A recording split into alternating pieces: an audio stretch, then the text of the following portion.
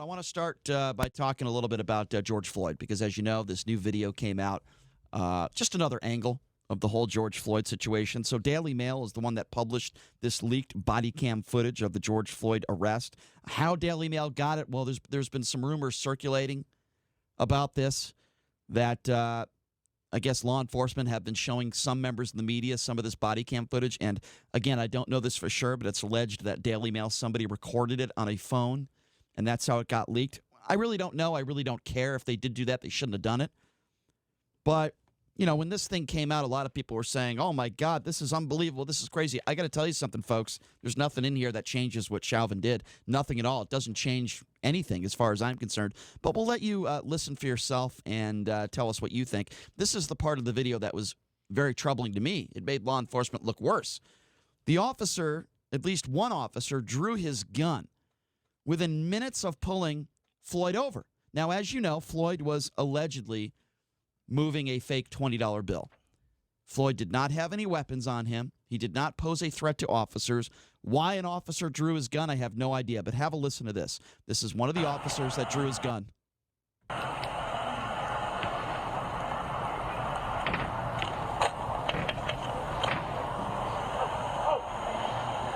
Let's see your hands. Stay in the car. Let me see your other hand. I'm sorry. Let me see your other hand. Please, Both hands. do nothing. Put your hands up right now. Let me see your other hand. What we do? Put your hand up there. Put your hand up there. Your hands on the wheel. All right, so that's the gist of how it kind of started. And then they And that's Thomas Lane, by the way, Brian. Yes. So that's kind of how it started, and we're seeing it just from another angle. Then as it moves on, George Floyd resists being put in the back of a cruiser. Have a listen to this exchange. Man, I don't want to try to win. I don't want to try to win.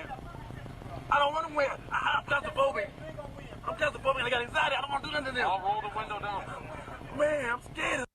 When I start breathing, it's going to go off on me, man. Pull your legs in. Okay. Let me count to three. And I'm going in. Please.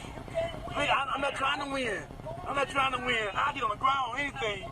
I can't stand this, man. He know it. All right, so the struggle continues, and then minutes later, sadly, George Floyd will be on the ground and dead. Have a listen as it continues. Please, take a seat. Please, man. Please. No, take a seat. I can't choke. I can't breathe. Please. Fine. My wrist, man. Please. I can't take this, man. I can't. I'm gonna lay on the ground. Get in the squad. I'm gonna lay on the ground.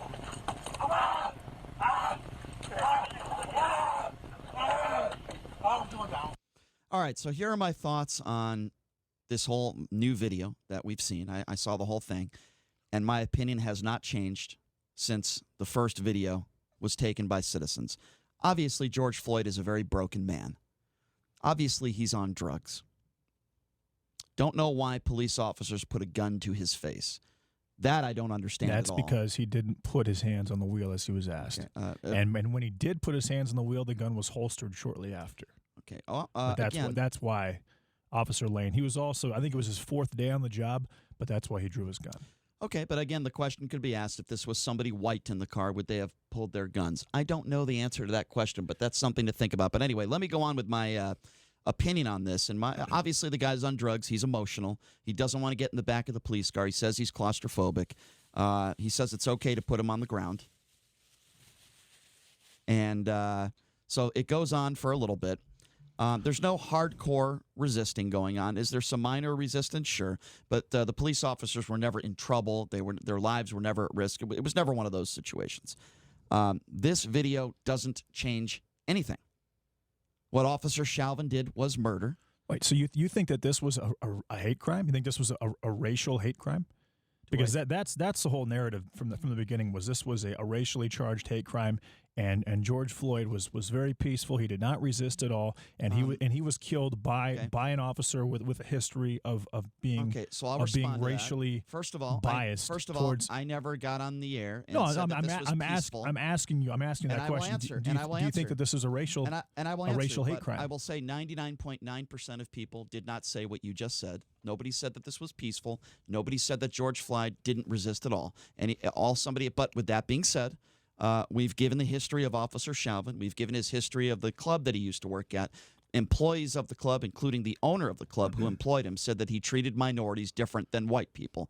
With that history and the fact that he put his knee on George Floyd's neck for 8 minutes when clearly George Floyd was in a tremendous amount of distress, he was in a tremendous amount of pain, there is absolutely no excuse for that. So the answer is yes. I believe if George Floyd was white, I do not believe Chauvin. I'm talking about Officer Chauvin. Again, I don't know why you're laughing. There's nothing funny about the murder of George Floyd. I'm not laughing because I think it's funny, Brian. I think what you're saying is ridiculous. So that's why I'm laughing. So you think it's ridiculous that this had anything to do with race? I don't think this was a racially biased hate crime. So if he I don't was think white, this was a racially rooted hate crime. So if he was white, you think Chauvin would have treated him the exact same way? I mean, Brian, he was ridiculous. he was saying it's not ridiculous. He was saying I can't breathe inside the vehicle, inside the police cruiser. So are you defending what Chauvin did? No, I'm just saying he was saying I can't breathe very, very early in the process. So when he was saying I can't breathe, and the issue with what Chauvin did, that knee to neck restraint was actually legal in the Minneapolis Police Department at the time. Again, you don't know what you're talking about, and I will explain why. No, a knee to neck restraint was legal in the Minneapolis Police I Department understand. at that time. I understand, but it needs a little bit more background into what you're saying because I'm not sure you understand. I totally understand, Brian. Okay, well, let me explain it to the listeners because I'm not sure you do.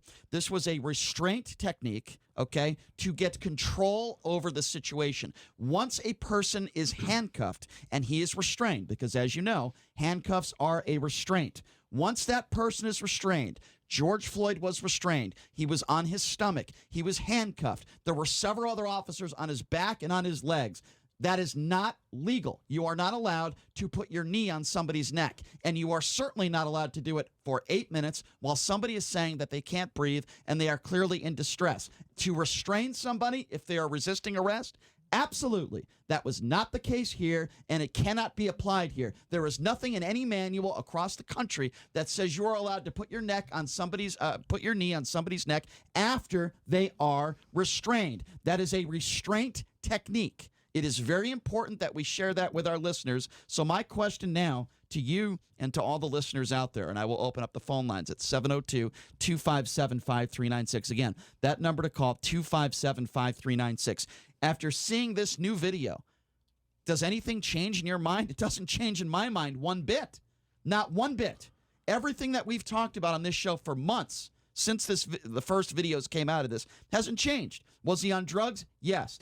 Did he comply as far as everything that the officers were telling him? No. He was emotional. He was on drugs. He wasn't a threat towards officers, that's for sure. And it doesn't change the fact of what Officer Chauvin did, and that is this. Chauvin put his knee on George Floyd's neck for 8 minutes while George Floyd was pleading for his life. At minimum, Officer Chauvin is a murderer. We're taking your phone calls. Again, 702-257-5396, 257-5396. JD, before I get to the phone calls, you understand where I'm going with this as far as restraint technique and when something is allowed to be used and when it shouldn't be used? Wait, do I understand? Yeah. Brian, I totally understand. What I'm saying is, obviously Officer Chauvin should be convicted of something. I'm not sure he's going to be based on what I've seen, but he should be convicted of something. I am not convinced that this is a racial crime, a racial hate crime. I don't think that George Floyd being African-American had anything to do with what happened there. He requested that he was on the ground. He told the officers he had COVID. Those officers didn't have masks on. He was saying as early as while he was in the cruiser that he couldn't breathe. He basically had a panic attack. He had enough fentanyl in the system to kill 4 people. Obviously, Officer Chauvin is guilty of something. I'm just saying that the whole narrative behind this that the mainstream media has perpetuated for the last 4 months that has led to the protests and the riots and the looting and what's going on with integrating sports and Black Lives Matter, I think kind of like the situation, because Black Lives Matter originated with the Michael Brown situation in Missouri, and that was very misconstrued. I think that this should have been released well before any of that happened. There's a reason that this video took literally 2.5 months to be released. There's a reason for it, and I think we saw that when we watched that video. So yeah, did Chauvin do something wrong? Absolutely. That being said, I don't think race had anything to do with the way that George Floyd was treated. Okay, so I would say doing something wrong is, me forgetting to do my laundry or forgetting to take a shower in the morning or maybe going 5 miles over the speed limit. What Chauvin did was not wrong. What Chauvin did was murder. So if I could just finish my point, please. Thank you. That's number one. That's the first thing. Well, please let me finish. I didn't interrupt you. I asked that you please don't interrupt me. I spoke for 8 seconds. Please let me finish my statement. I think that's very fair. Did I interrupt you? No, right? I let you finish your entire statement. I don't think I'm asking for too much. First of all, that's not a mistake, okay? A mistake is forgetting to do your homework and telling the teacher the dog ate your homework. Chauvin... I said doing something wrong. I didn't say a mistake. Okay, wrong. To me, that's not doing something wrong. To me, that's murder. That's felonious. No, I'm saying I don't know what he's going to be charged with. I have no idea. Based on that last video, I have no idea what's going to happen with him. It could be third-degree murder, it could be second-degree murder. I really don't know. Okay, so listen. Before that video came out, I knew. I thought it was second degree, most likely third degree, but could have been second degree murder. I'm trying to finish my statement. The other thing you mentioned as far as it not being a racial situation, I don't think you have to scream out the N-word in order to be a racist. I don't think you have to call somebody the N-word in order to have racist, tendencies. Again, I'm going to this person's background and where he worked. I'm going to the owner of this club that Chauvin used to work at. The owner of the club, his boss, said that he treated minorities, particularly black people, very different from people, that are white. And I'm saying based on that video, I don't think that you could determine that it was a racially based hate crime. So it's not just the video. Well, that's what I'm talking about. Okay, well, people also look at the background of Officer Chauvin and how he treated minorities, okay? And it's my personal opinion, and I know many people agree with me on this one, that I say if George Floyd was white, would he have been treated the same way? Most people will say no.